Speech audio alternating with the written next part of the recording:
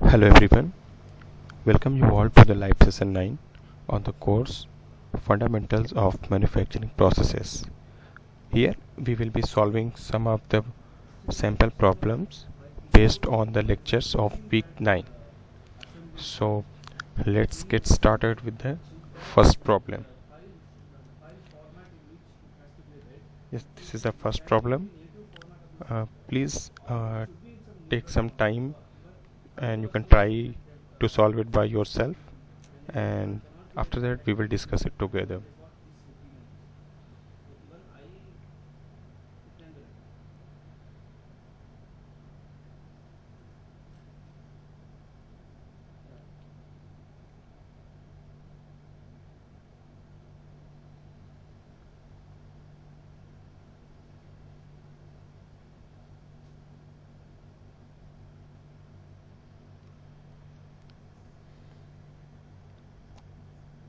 Okay, if you have tried it by yourself, then let's start discussing it together.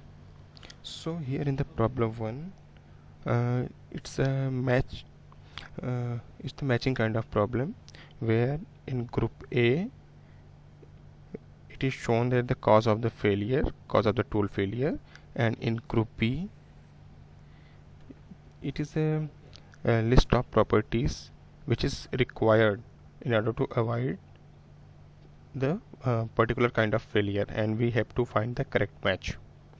So first one is the fracture. So what is the fracture? Let's look at an example. Here we can see, here we have some drill bits, which is a tool which is used for the drilling purpose, and it is broken. So basically fracture is nothing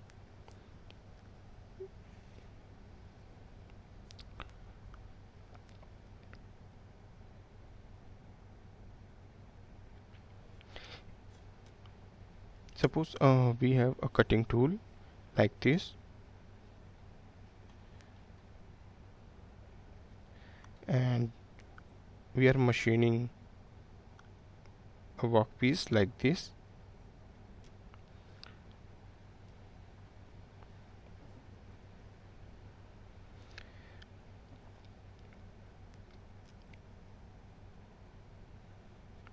So when this tool interacts with the workpiece, then what will happen? Here there will be frictional force as well as the normal force. So we have normal force component as well as some frictional force component will also come on the tool, and because of this there will be a reaction force on the tool. And if our tool is not very tough, then what will happen? Then if reaction force is too much high on the tool, then this tool will get fractured like here. So if tool does not have sufficient toughness, then it will get fractured into two parts. It will get broken like this, and we can see these drill bits are broken. These are the broken surfaces or fractured surfaces. So this happens because of the insufficient toughness of the tool material.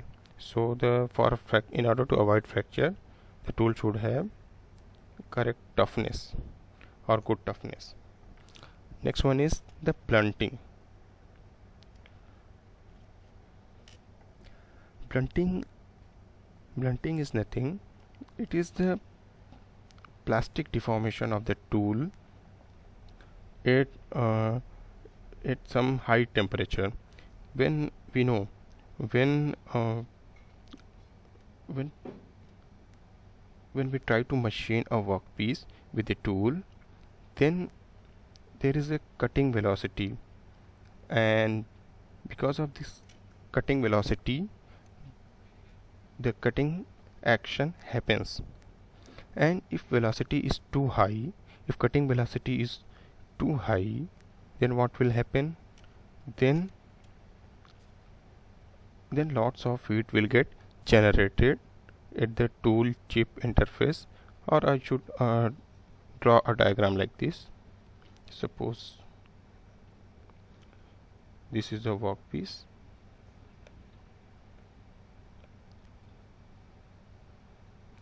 and we have a tool,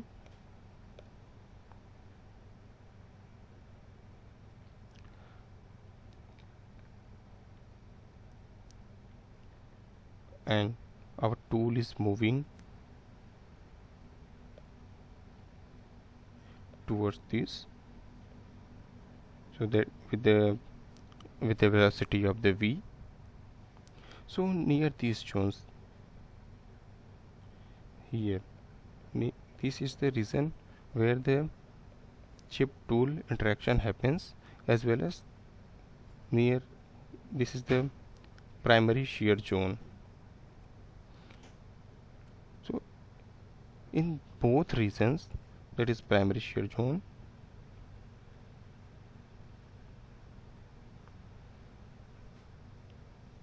or primary deformation zone, this is the secondary deformation zone.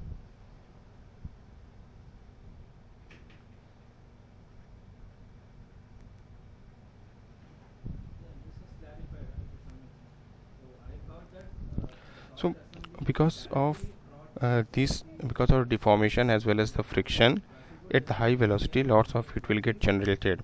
And because of this, if our tool does not have sufficient hot hardness, then our tool will become its strength will become lower. Basically, tool material will get softened and it will get plastically deformed. So here we can see this is the cutting edge of the tool, which earlier it was something like this. It was very sharp, but this material doesn't have sufficient hot hardness, and at higher cutting speeds, the tool material gets softened and it gets deformed plastically. So basically, material from this region have been flown to here, as well as upper side also. So this kind of tool failure happens because of insufficient hot hardness. If tool has good hot hardness, then it will able to retain its shape and size even at the elevated temperature or at higher cutting velocities. So blunting will happens. Here blunting can be avoided by having tool material with good hot hardness. So what is the next? Next is the wear. Wear is nothing, it's a gradual loss of tool material.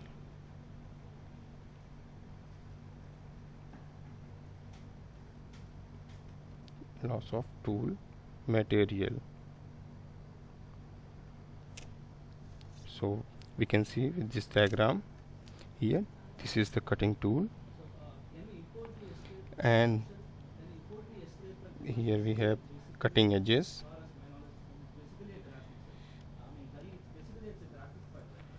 So because of continuous machining, the tool workpiece interaction, because of continuous machining, that there is a interaction between tool material and the workpiece in these regions, which are shown here near the cutting edges. And because of continuous interaction of the workpiece and tool, there is gradual loss of tool material happens continuously. So we have learnt in the like there are different wear mechanisms like abrasion, adhesion, and many more.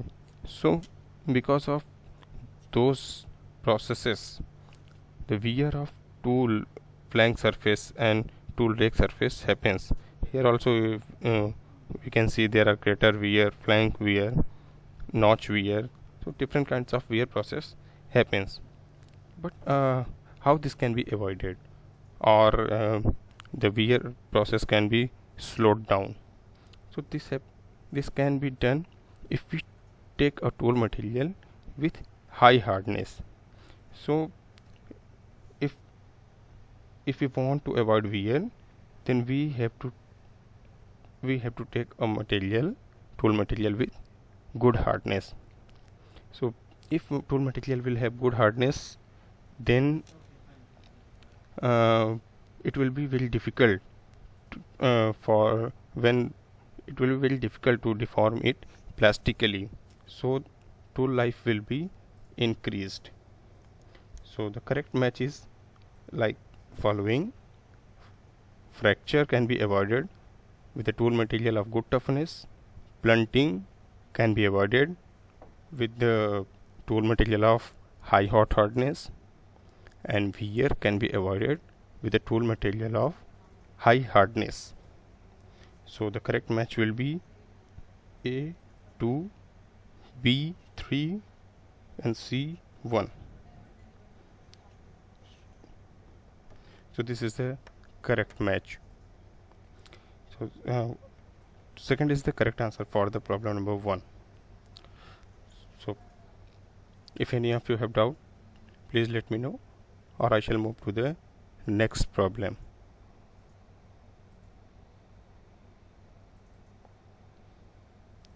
Okay, since there is no doubt, let's move to the next problem.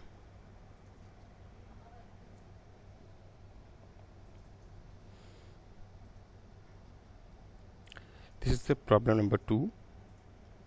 Please read the question and try to solve it by yourself first, then we will discuss it together. Please take some time to think and solve it by yourself.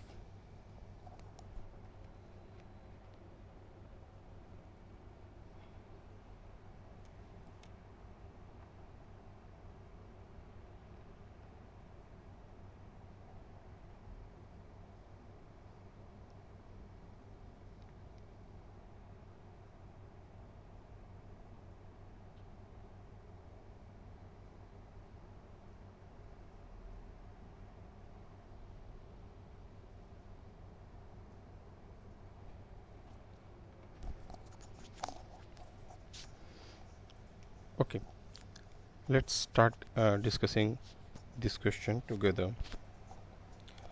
So what is been given in the hello?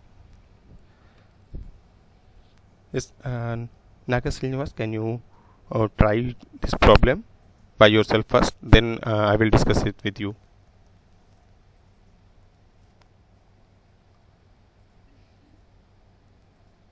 Good evening, sir. Good evening, good evening. Okay, sir. I will try. Yeah, okay.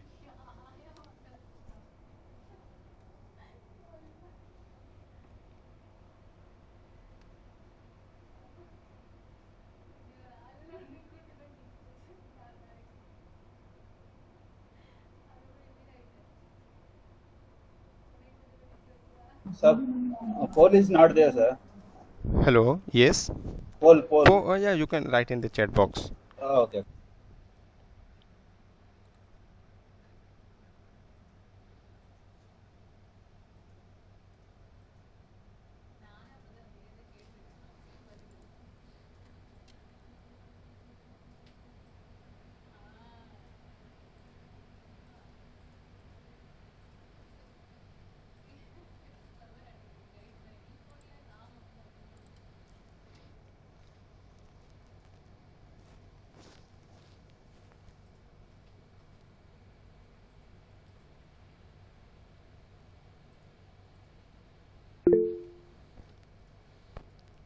Option 2 means high speed steel. Okay. Okay, let's start discussing. Then I think you can come to know what is the correct answer. So, for machining of the glass, the preferred cutting tool material is we know the first and foremost criteria for tool is that its hardness should be the higher than the workpiece. So suppose this is the workpiece, and sorry we have a tool, and we want to machine this workpiece with this tool. So the first thing is the tool should be stronger than the workpiece. So this is the workpiece, this is the tool. If tool is not stronger than the workpiece, then what will happen? Then our tool will start deforming when it will come in the contact of the workpiece. So for machining, the first thing we should remember that the hardness of the tool is more than workpiece. yes, tool should be greater than the hardness of the workpiece.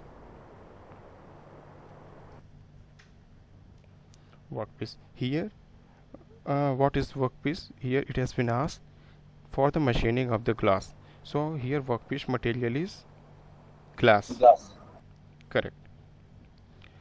And these are options for the tool.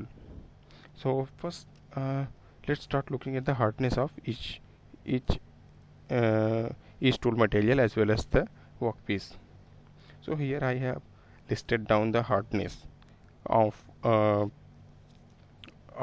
the glass as well as all cutting tool materials. If we see, so basically here I have used the Rockwell hardness.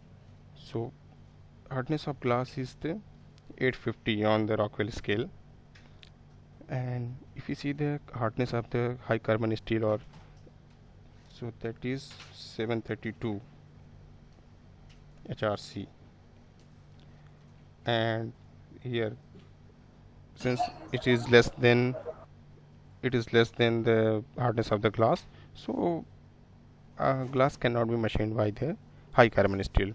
Now let's look at the high speed steel. It's 846. Yeah, it is also somewhat comparable or lesser. So this is also not a preferred tool material for the machining of the glass. Now let's look at the diamond. Its hardness is 8000. It is too much, it is too high.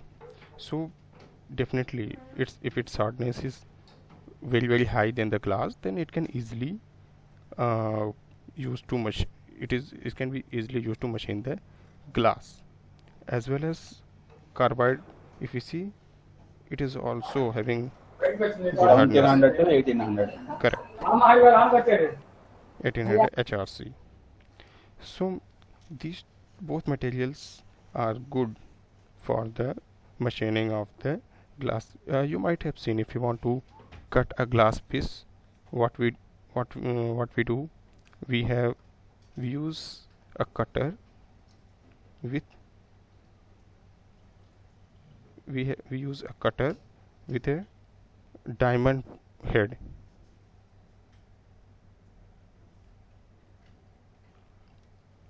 So what we do, we just take the cutter and we move along which we want to cut the glass. So what happens there? Basically, we create a crack on the glass surface, and then we just by the hand we can separate these two into two different parts.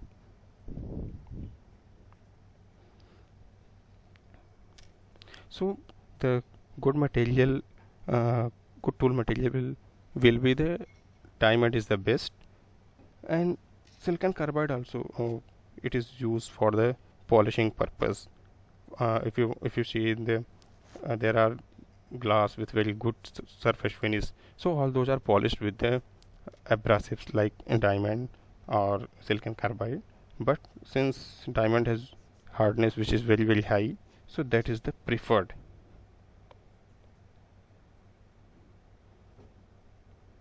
So diamond can easily cut the glass. So correct answer for this question will be diamond. Although silicon carbide, the carbide also can be used, but since diamond hardness is very high, so it is the preferred answer. Now let's move to the next problem.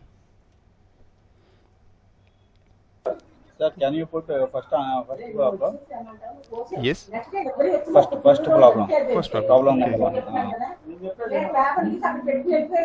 Okay, this is the first problem. If you want to try it by yourself, I will try myself. Okay. yes, or you can try it when you get the recording of this lecture. Yes, sir. Yes, sir. Okay, let's move to the third problem.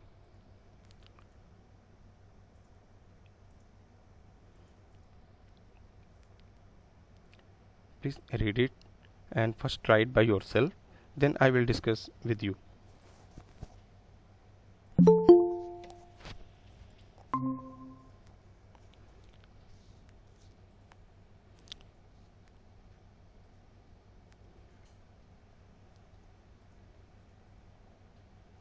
Please try the solve the problem first by yourself, then I will discuss it together. You can give your answer in the chat box, or what I am do, I am creating the poll. You can give your response in the polling section also.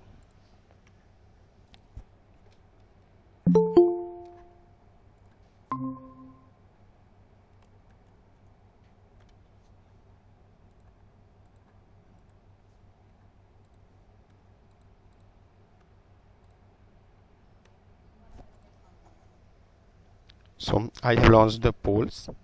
Please try to solve it by yourself first. You can give your response in the polls. Yes, Rohit. Hello. Rohit, can you hear me?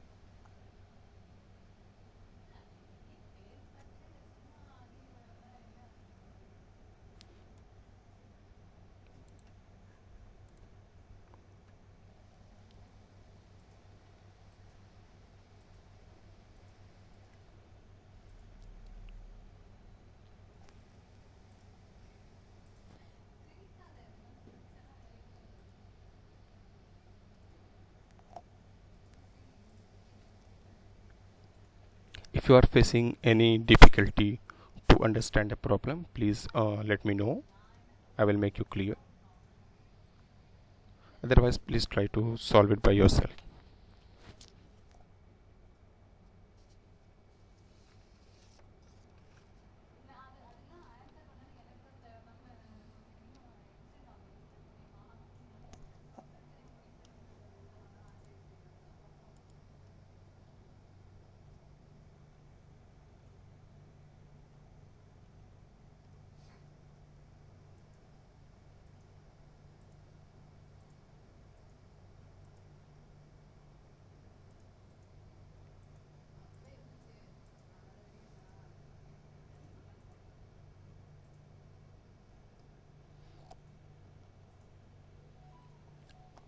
Till now, I have got one response.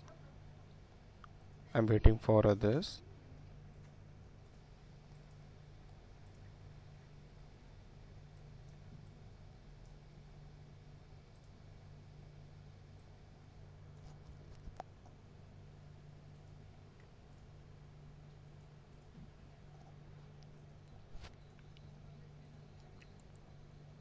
Okay, I have got two response, and one of you are correct. Second, 34.21 is the correct answer. So let's start discussing it together. So what has been asked in the question? In orthogonal machining, the coefficient of friction between tool and the chip is 0.5 and rake angle is 5 degree. Then shear angle in degrees according to the merchant theory. So uh, let's quickly draw a diagram.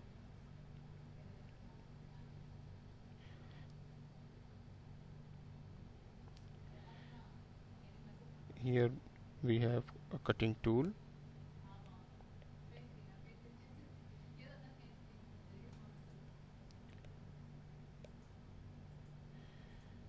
like this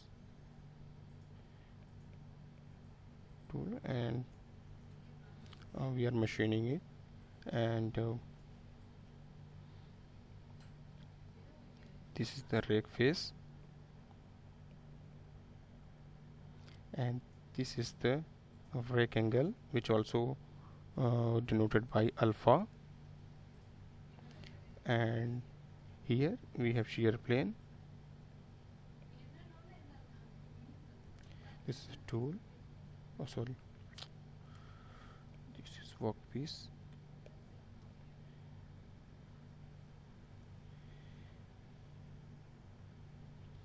and this angle is called shear plane angle, which has been asked, which is denoted by phi.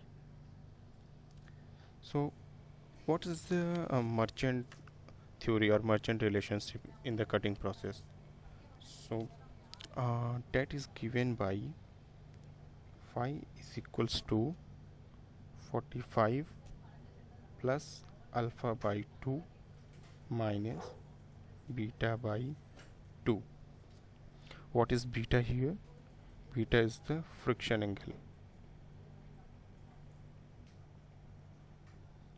and tan of beta is equal to coefficient of friction or mu. So the friction coefficient of friction between tool and chip is 0.5. It is given 0.5. So it is also given that the rake angle is 5 degree. So alpha is equals to 5 degree, that is known, and beta, it is not given directly. We are given coefficient of friction value 0.5, which is mu, and from the help of the coefficient of friction we have to find the friction angle, and then we will substitute the beta and we will try to calculate the value of phi. So let's do it. So from here we can write beta is equals to tan inverse of 0.5. It will comes out, if you calculate it, it will come out 26.56 degrees. Now we will substitute beta here, alpha here. Phi is equals to 45 plus 5 by 2 minus 26.56 upon 2. So it will comes out 45 plus 2.5 minus 13.28. If we calculate it, then finally we will get 34.22 degrees. So that is the shear angle, and that has been asked in the problem. So correct answer for this question is 34.21 degrees. So I have explained the solution of this problem. If still any of you have doubt, please let me know, or we shall move to the next question.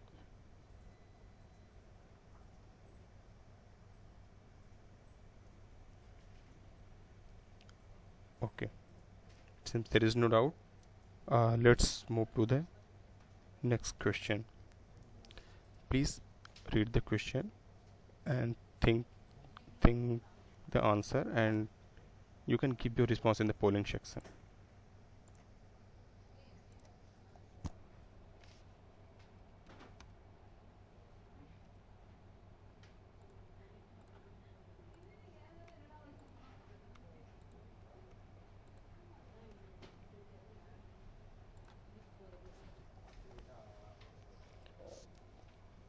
polls are live.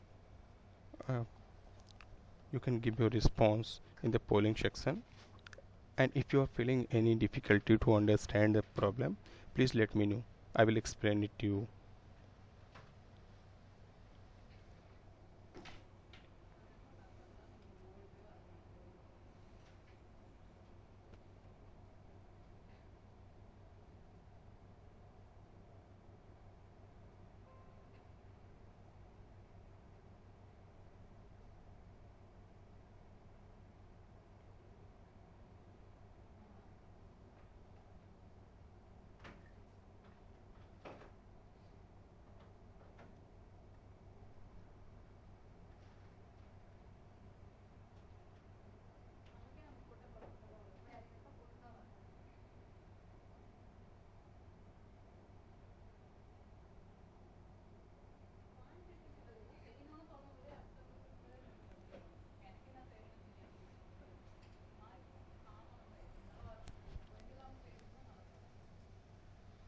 Till now I have received one response.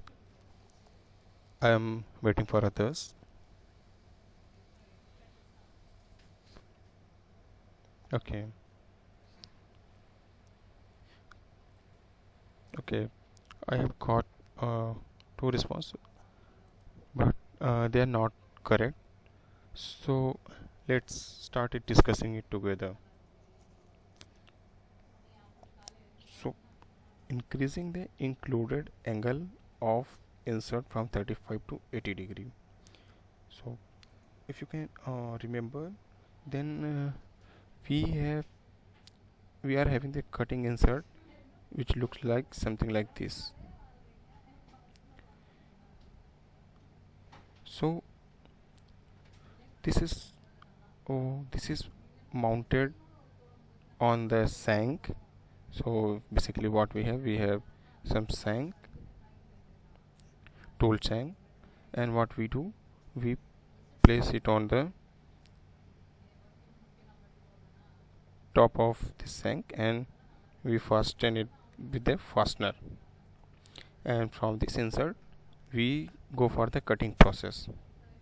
So included angle is this angle. So this angle we called it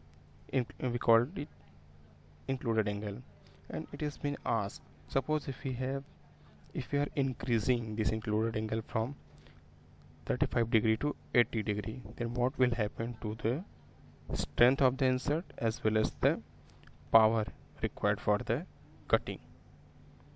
So let's take three scenarios. uh, we are taking insert here, let's say it's 35 degree. Now we are taking another insert with included angle of 50 degree.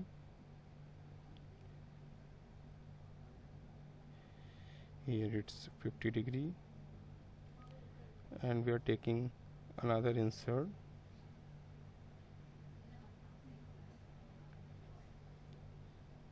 with included angle of 80 degree. Basically we want to see what is the effect of increasing included angle on the strength of the insert as well as on the power consumption. If you can remember the cutting diagram, so how it looks like, it is something like this.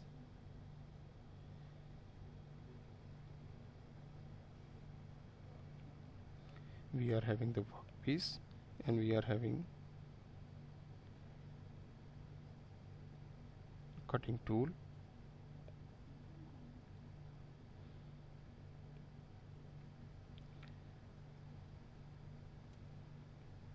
and here we are having the rake angle, which is also called alpha, and this is the clearance angle,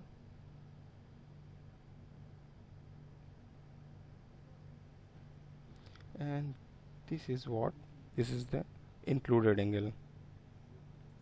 If we see our insert, then it will look like something like this.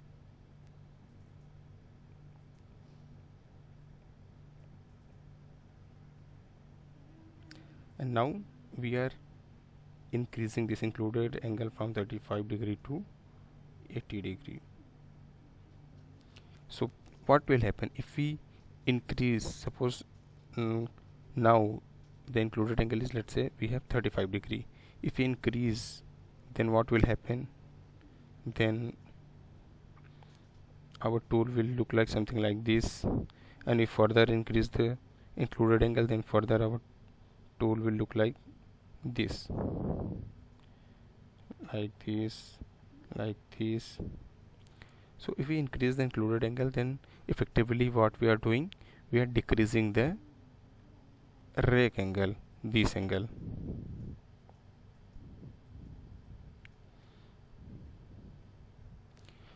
And what will happen if we decrease the rake angle? In the cutting process, we know we have a relation called here it is also shown, it is the shear plane, and this angle is called the shear plane angle. So we have a relation like tan phi, or tan of shear angle, is equals to r cos alpha divided by 1 minus r sin alpha. Here r is the chip thickness ratio,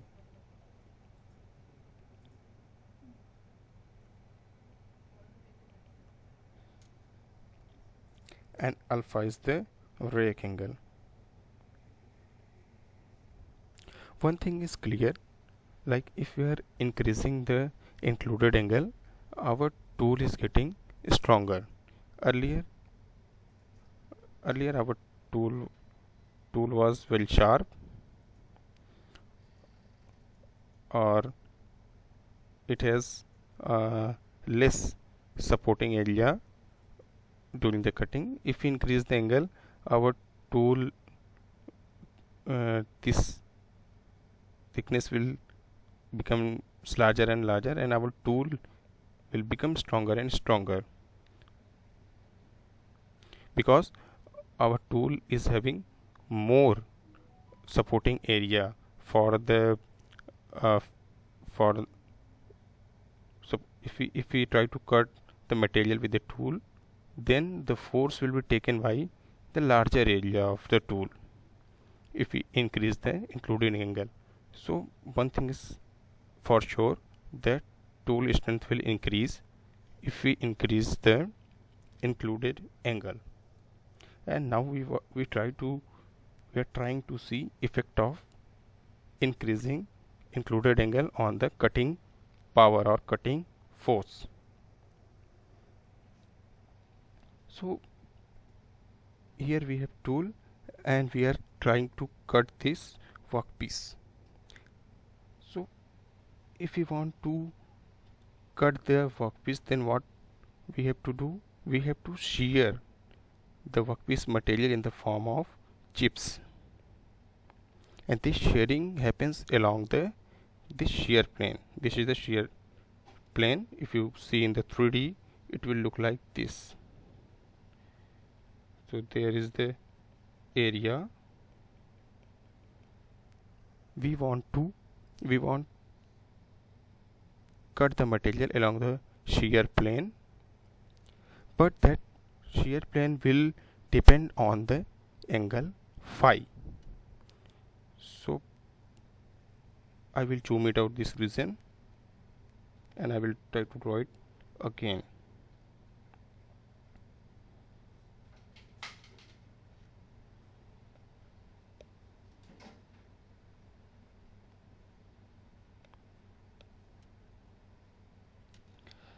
If shear angle will be,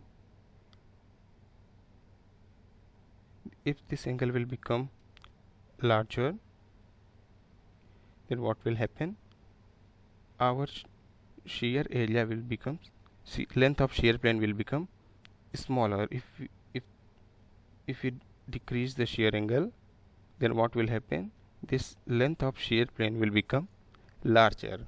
So if our shear plane area will be smaller, then we have to apply less force to remove to shear the material. Whereas if this angle is smaller, shear plane length will be shear plane area will be the larger, then we have to apply larger force. So if we want to reduce the cutting force, what we have to do? We have to reduce the shear area.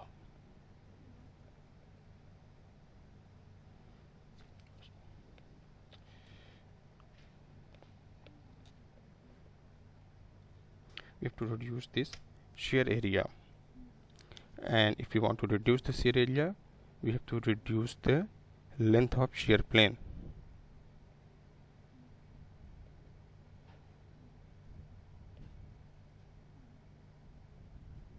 And if we want to reduce the length of shear plane, then what we have to do? We have to increase the angle phi. But here we have relation like this, how phi depends on the rack angle.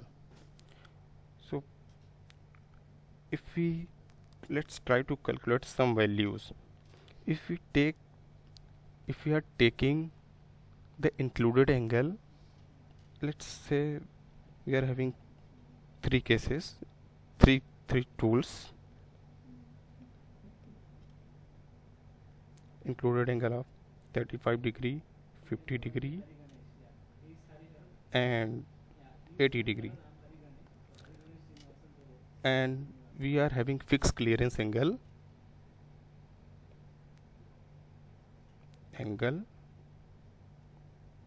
5 degree, and now we are trying to find out what will be the corresponding rake angle or alpha. So for 35 degree we will have 35 degree, we will be having 35 degree of included angle plus 5 degree of clearance angle. So what is left? We will left with, if you see the diagram, this is the clearance angle, this is the included angle, and so rake angle is given by, so alpha is given by 90 degree minus included angle minus clearance angle. So from this relation our corresponding rake angle will be here 50 degree, and for here it will be 35 degree, and here it will be the 5 degree. So if we took the three tools, one with 35 degree included angle, one with 50 degree included angle, one with 80 degree included angle, and we have calculated corresponding rake angles. The corresponding rake angles are 50 degree, 35 degree and 5 degree, and with the help of this alpha value we will try to find out shear plane angle. So what we will do, we will take tan inverse of 50 degree, we will take tan inverse of 35 degree, we will take tan inverse of 5 degree. So corresponding shear plane angle will come 70 degree, 62 degree, 62.5 degree, and for 5 degree it will come 47.5 degree. So what happens? The shear plane angles keeps on decreasing. So if we try to see, we took three tools with included angle of 35 degree, 50 degree and 80 degree, and corresponding rake angle we have got 50 degree, 35 degree and 5 degree, and if we substitute these alpha values here and here, we will get the 5 values of 70 degree, 62 degree and 47.5 degree. And already I have explained, if the phi value will decrease, then we have to apply more force to shear the material. So what is happening here? Here initially, suppose this is the case when we had 75 degree, yes, we got this 70 degree. If it will be 70 degree, then after 47 degree will something like this. So if we decrease the phi value, then our shear plane length will increase, and therefore our cutting force or shearing force will also increase. If cutting force will increase, then cutting power will also increase. This signifies that here cutting force is increasing in this direction. Therefore cutting power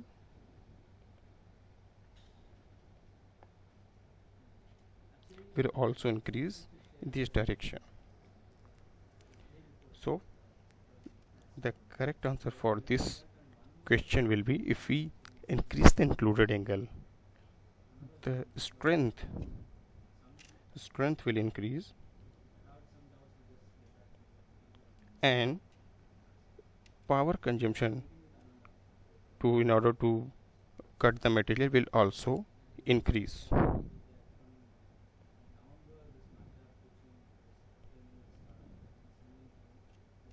Okay, so the correct answer will be the first one.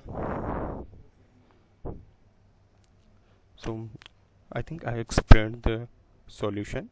Still, if any of you have any doubt, please feel free to ask me. I will explain you again. If it's clear to everyone, then we can move to the next problem.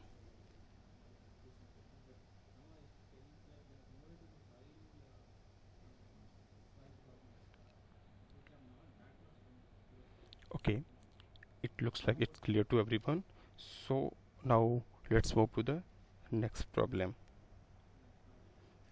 Please read the question and try to answer in the polling section. After that we will discuss it together.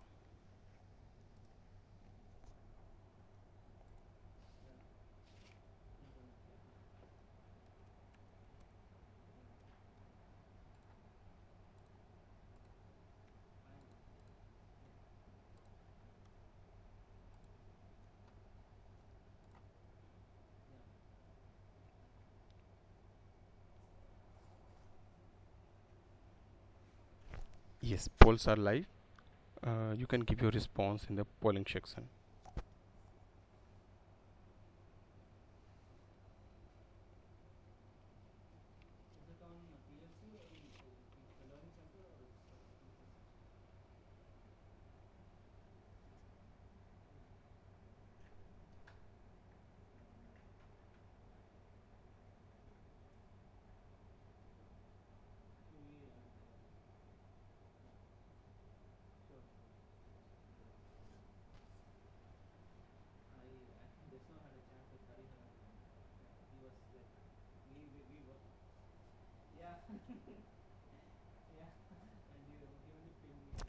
Till now I have got one response. I am waiting for others.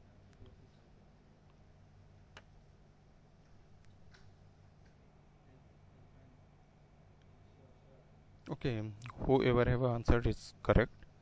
So let's start discussing it together.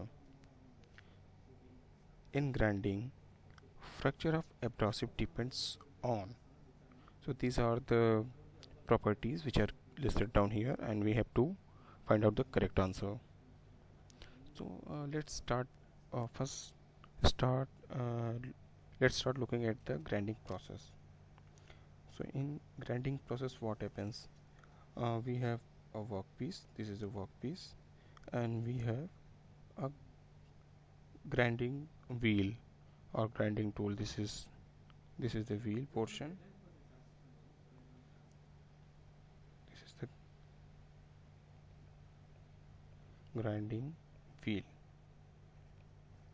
And in grinding wheels there are abrasives which are bonded, they are bonded to the wheel with the help of bonding material. So these are the reasons, these are the reasons where the bonding material is there. So this is the bonding material.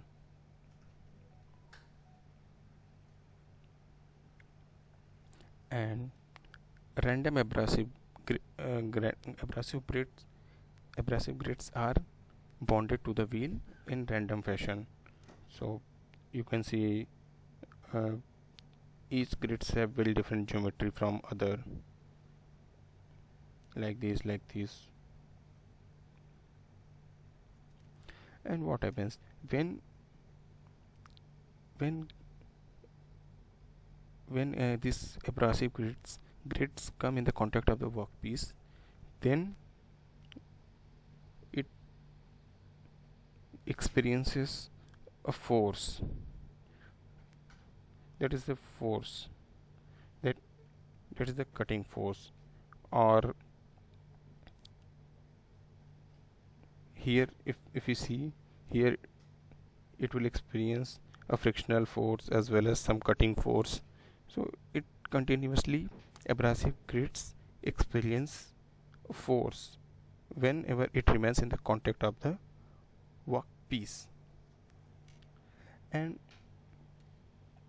what happens if this force value increases too much? Then what happens, these abrasives gets fractured. So suppose if this here the force value is very high, then because of the concent because of the stress concentration, cracks will start generating inside the grids, and on further increasing the force, it will gets fractured. So here also this abrasive gets fractured when force value is very high. And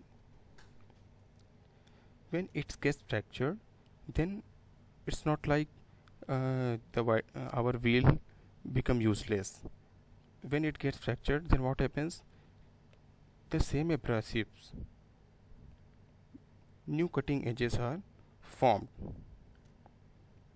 Here if you see, these are the blue ones are the new cutting edges, whereas the earlier red ones are the earlier cutting edges.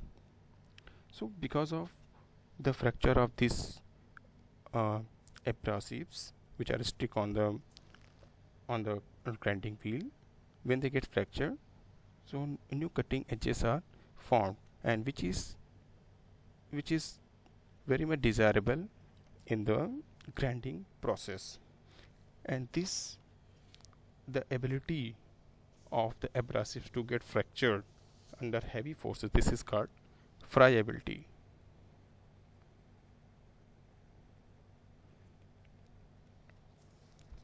Capability of abrasives to get fractured under heavy forces.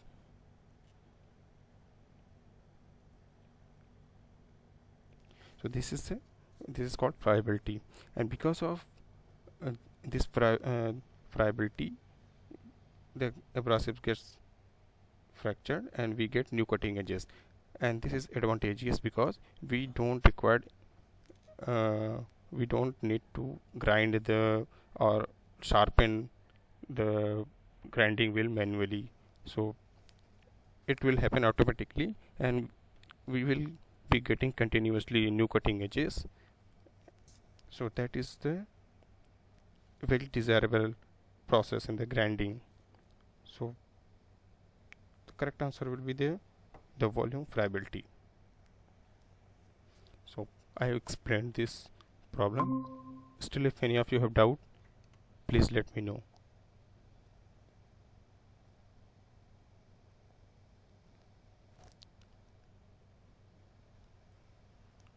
If there is no doubt, then we will move to the next question. Please read the question and try to give the answer in the polling section. After that, we will discuss it together.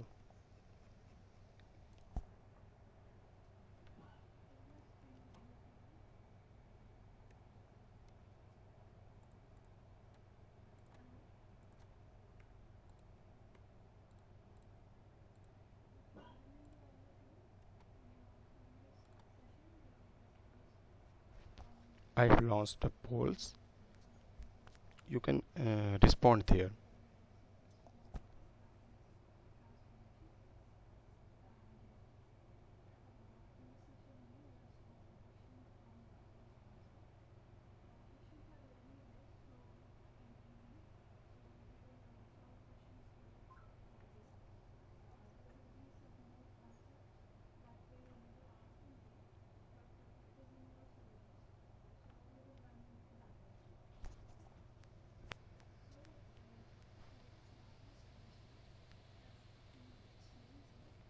If you are facing any difficulty to understand the problem, please ask me.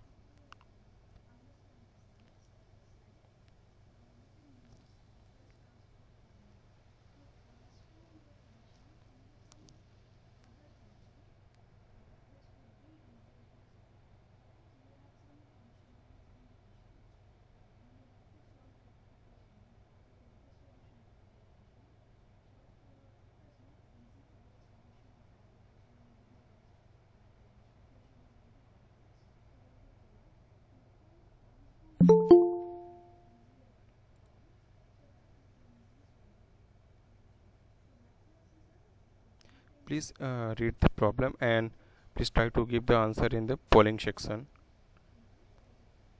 Till now I have got only one response. I am waiting for others.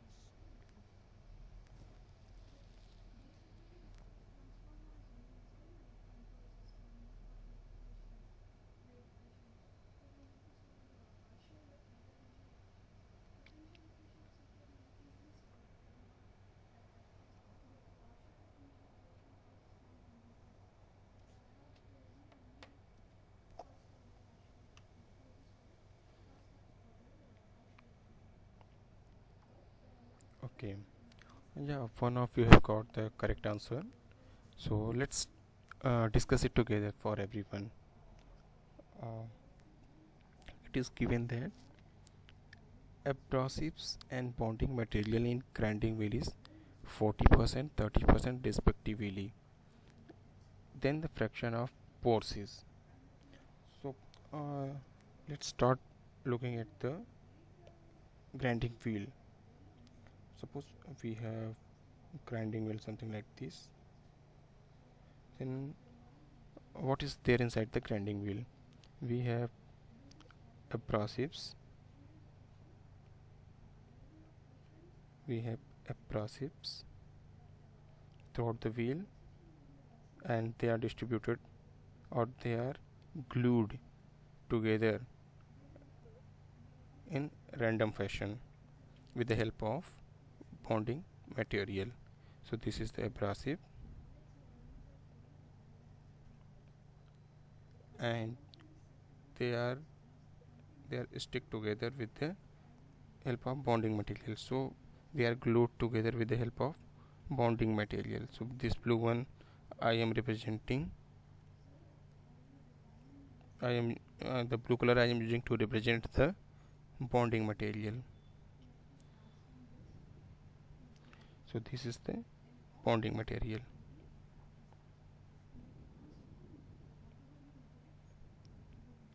So we have abrasive, we have bonding material, and what we are left with, whatever space is left, that is called pore.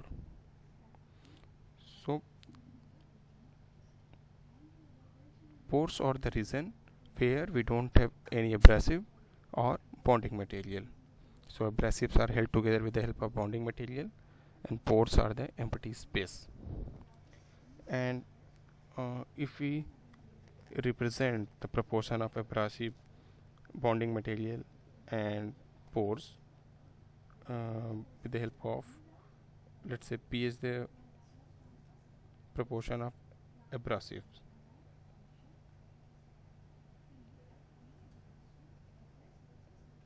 abrasive. Similarly, Pb is the proportion of bonding material,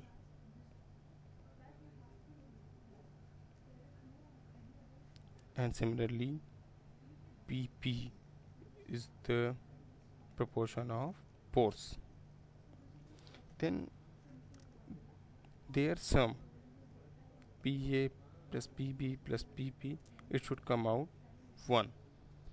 And in the problem it is given the proportion of abrasive is P is equals to 40 percentage, or if we try to represent in the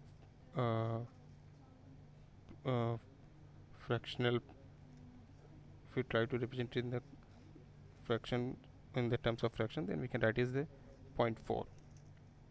Similarly, if we, it is given Pb is the fraction of proportion of the bonding material, which is 30%.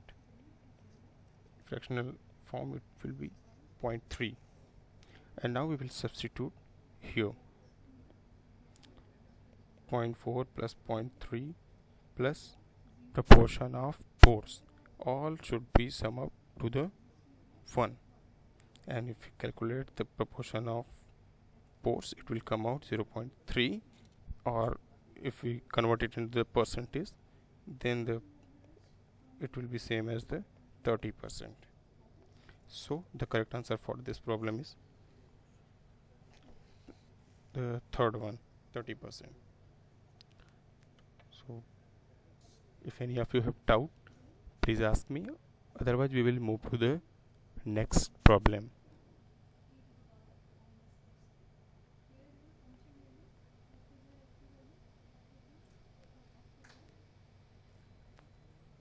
Okay, it seems there is no doubt, so we are moving to the next problem. Even later on, if you feel any doubt, please let me know, I will explain you again.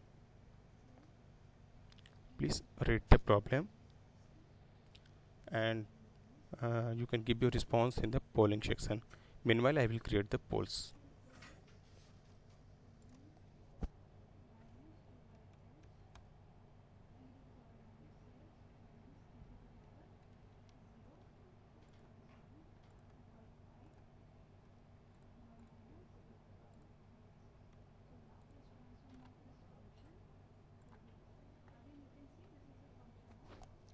Polls are live, you can give your response there.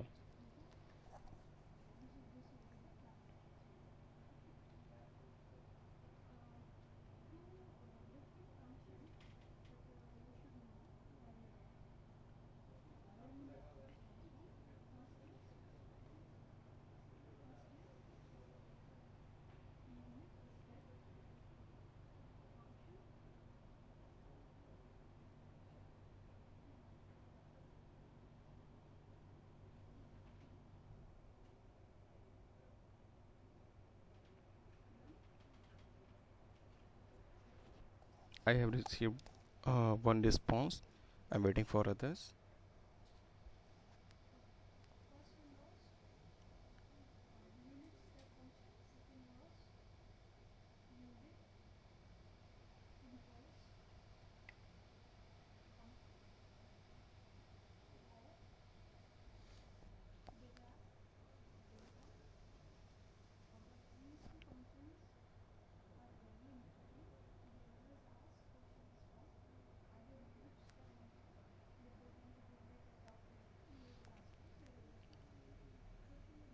Okay, let's start discussing it together. So yeah, most of you are correct that it is the correct answer will be the grinding. So again, let's start look at the grinding process. So here again it's a similar kind of diagram which I have made earlier. So here we have a grinding wheel, and here we have the workpiece, and we are trying to machine the workpiece with the help of grinding wheel. And if we zoom it out, then how it will look like, it will look like this. If we see what will be happening near to the where near to the grinding wheel and workpiece interaction point, it will look like this, the figure in the right. So here we have abrasives, and it is interacting to the workpiece, and it's trying to shear the workpiece material locally, and the material comes out in the form of chips, and that those chips get collected in between the abrasive grids or in the porous region. So self sharpening, what will happening if we have seen that when these abrasives interact with the workpiece material, then suppose the if the cutting force on the abrasive is very high, then what happens? Then they get fractured from in between. So we have seen that because of the friability, the abrasive gets fractured.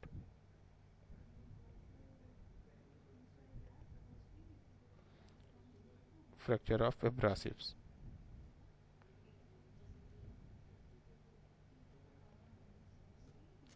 And because of this we get new cutting edges.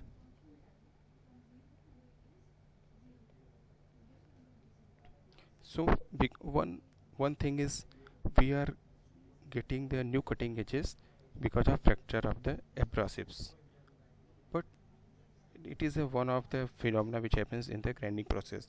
Likewise, if the bonding between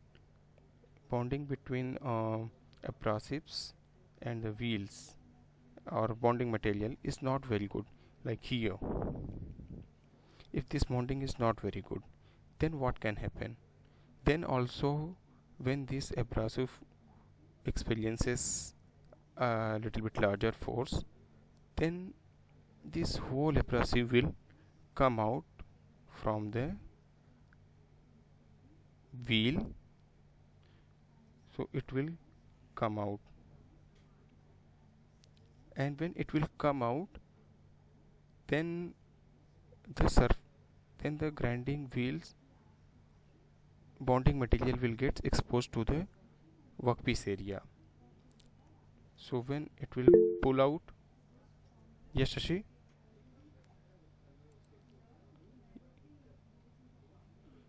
Shashi Bhushan, do you have any doubt? Okay. So this whole abrasive grid can come out from the grinding wheel if the bonding between the abrasive and bonding material is not good, or if we have softer grinding wheel, then grain pull out can happen.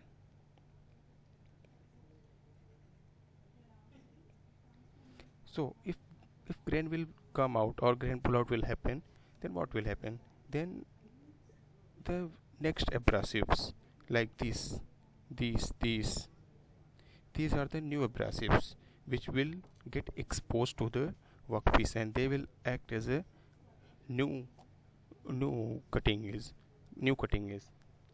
and again our process will remain continued. So what is happening here? So because of the friability, grain gets fractured, we get new cutting edges, and because of the loose bonding between the abrasive and bonding materials, the grain pull out happens, and because of that also the new abrasives exposed to the surface of the grinding wheel, and they act as a cutting edges.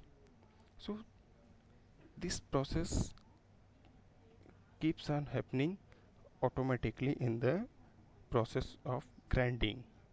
So we don't need to uh, sharp the we don't need to sharpen the grinding wheel manually. So suppose if we have turning tool, so this is the suppose turning tool.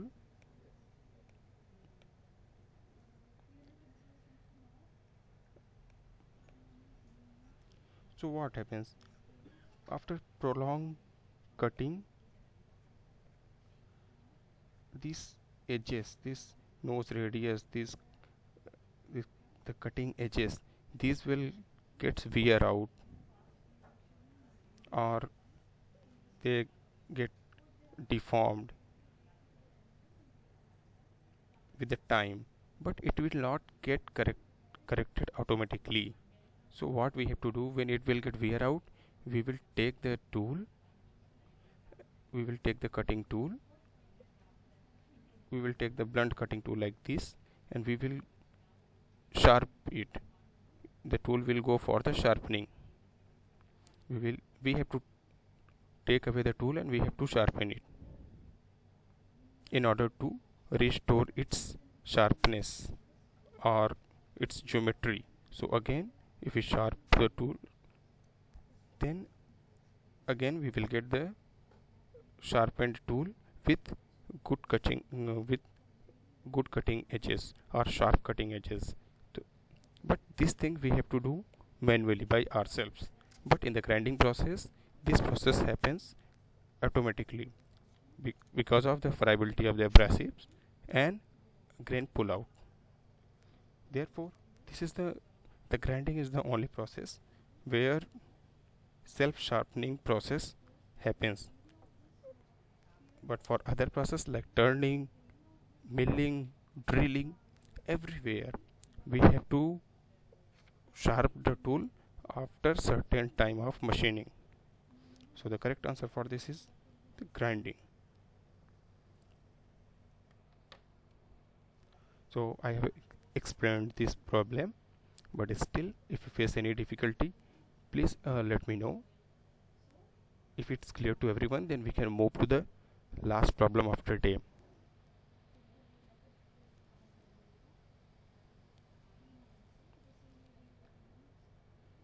Okay, since there is no doubt, we can move to the last question. Please read the problem and try to solve it by yourself first. After that, we will discuss it together. Meanwhile, I will create the polls.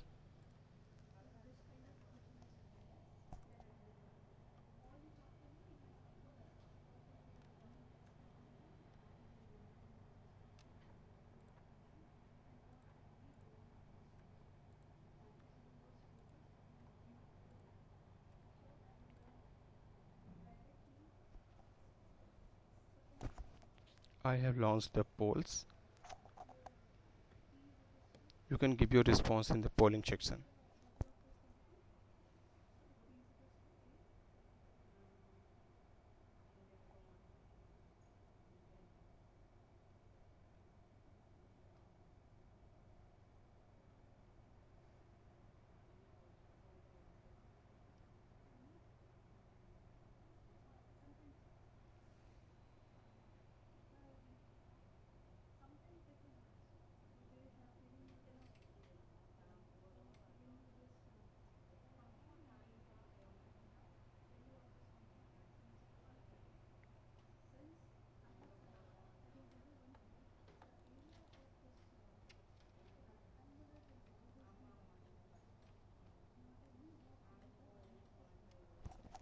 I have received only one response till now. I am waiting for others. If any of you feel any difficulty to understand the question, please let me know.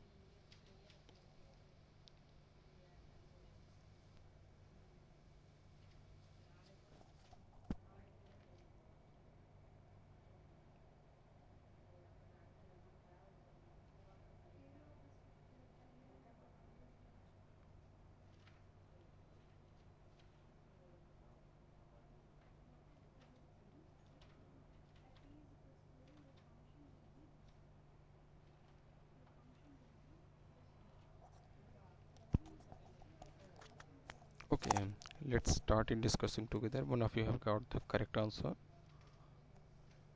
Okay, so what has been asked in the question? By increasing the wheel surface speed within the limits, the grinding ratio. So what is the grinding ratio? So grinding ratio is defined as the grinding ratio. It is defined as volume of material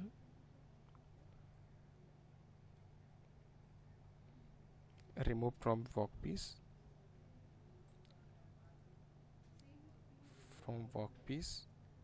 divided by volume of material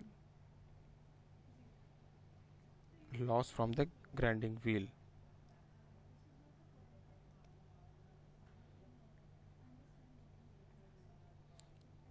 Grinding wheel.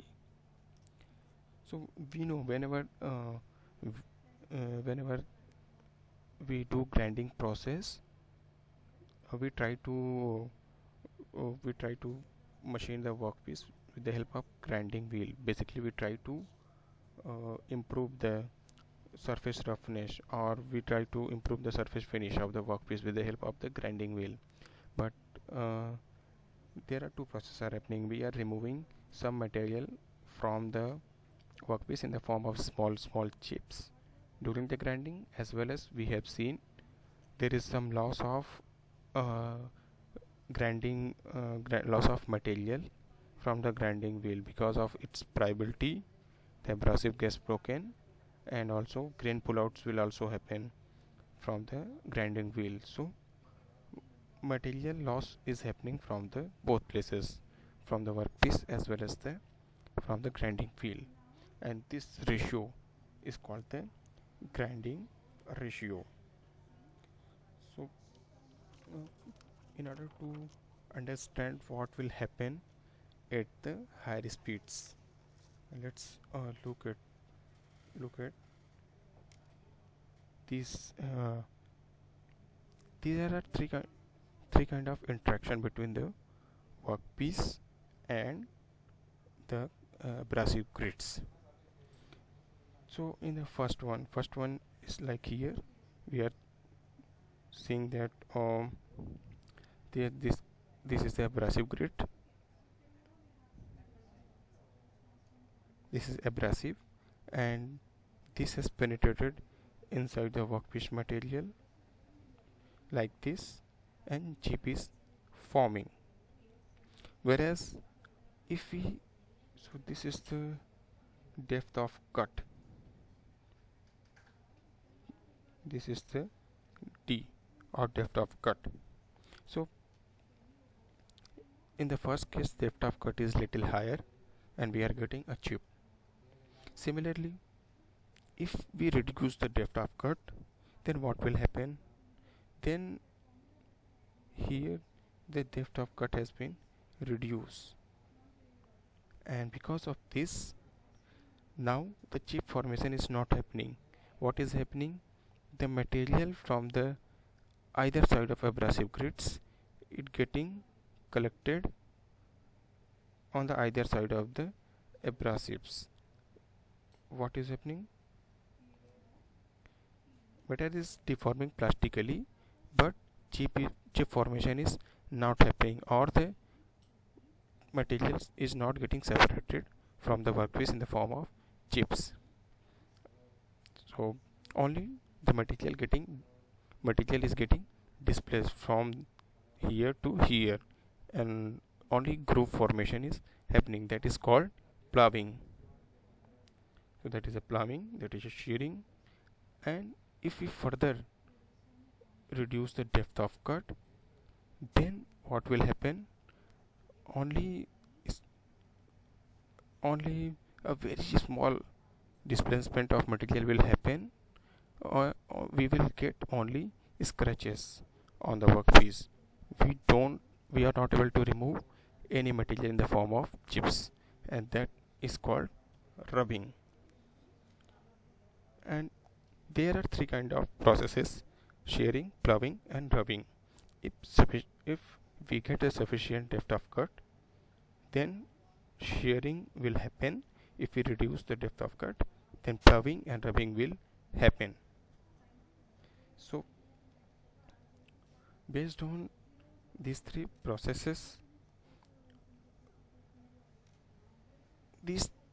these three processes also depends on the cutting velocity or the surface velocity of the wheel. This is also same as the surface velocity of wheels. So if we increase, basically for given velocity there is a critical depth of cut after which shearing will happen. Suppose if you are taking here on the y-axis, it is cutting velocity there, and on the x-axis critical depth of cut. So suppose if you are taking a cutting velocity here, this is the cutting velocity, so the critical depth of cut will be this much here. So what is mean? It means if we want shearing to happen on this velocity, we have to give minimum depth of cut for each grid this much. So this much depth of cut we have to give in order to shear of the material. So if we give any depth of cut at this velocity greater than this in this region, then shearing will happen. But if we give any depth of cut less than the critical depth of cut, then in this region only ploughing and rubbing will happen. Ploughing and rubbing. And this is the area for shearing. And we can see if we keep on increase the cutting velocity, if we keep on increase the cutting velocity here, if we increase the cutting velocity to somewhat higher value, so what happens to the critical depth of cut? It has reduced further. So what we can understand, if we increase the cutting velocity, the critical depth of cut will become smaller and smaller. Basically the shearing will start on the less depth of cut. So if we increase the velocity, we can remove the material by smaller depth of cut, whereas if we have smaller velocity, we have to increase the depth of cut per grid. So now let's look at the problem. Grinding ratio.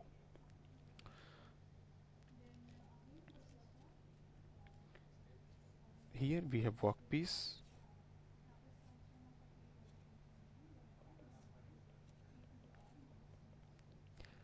and grinding ratio is defined by volume of material removed from workpiece divided by volume of material lost from grinding wheel.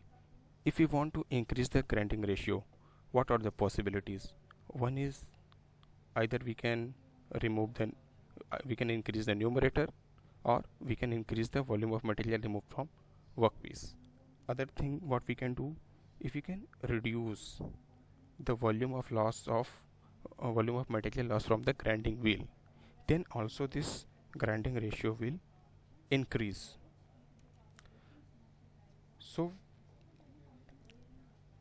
let's look at this part, volume loss of material from the grinding wheel.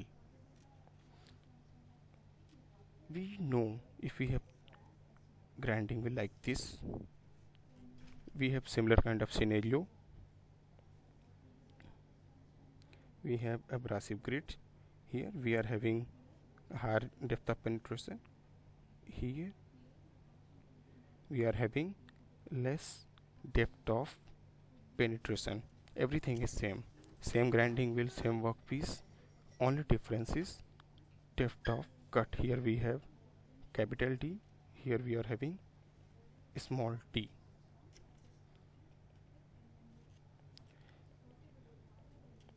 So what do you think, where the force will, if we want to remove the material, where the force experienced by this grit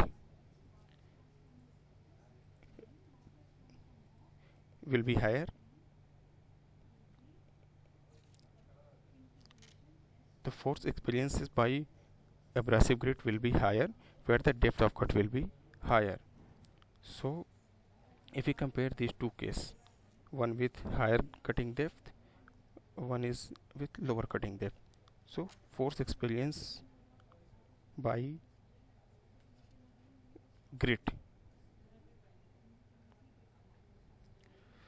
force experienced by grit will be higher in the case of higher depth of cut.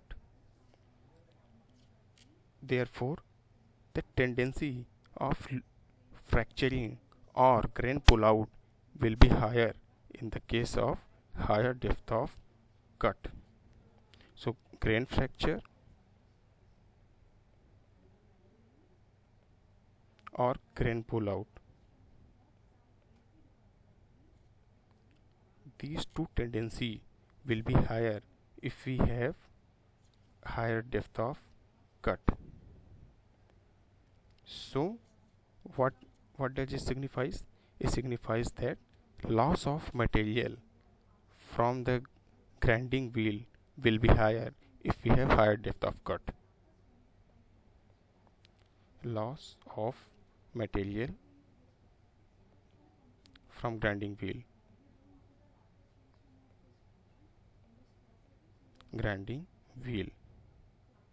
it will also be higher if we have higher depth of cut. So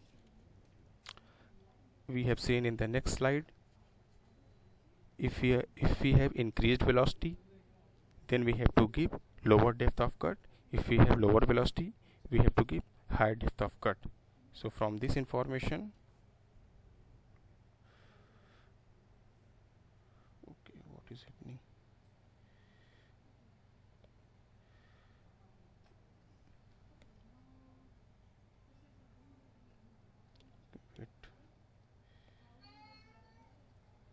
Yes, from this information, what we can do,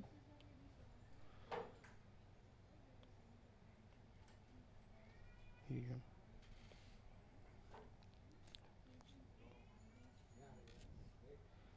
So for higher depth of cut means lower velocity.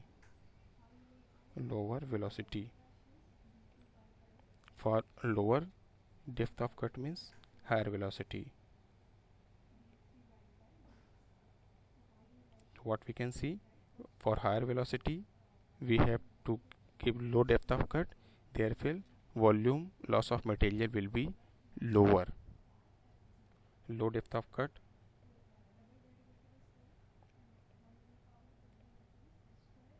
so volume loss from the grinding wheel, low material loss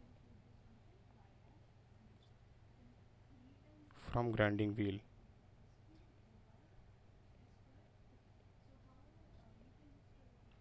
And therefore the grinding ratio will increase.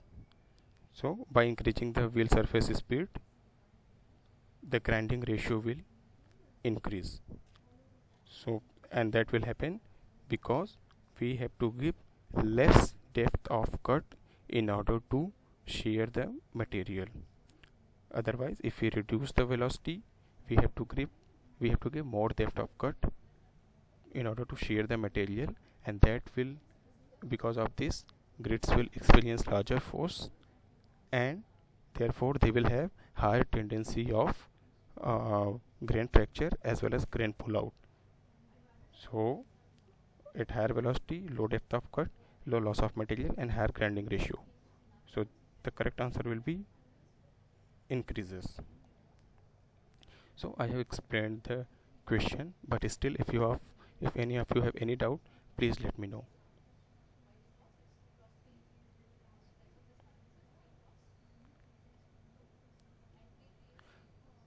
It's clear to everyone?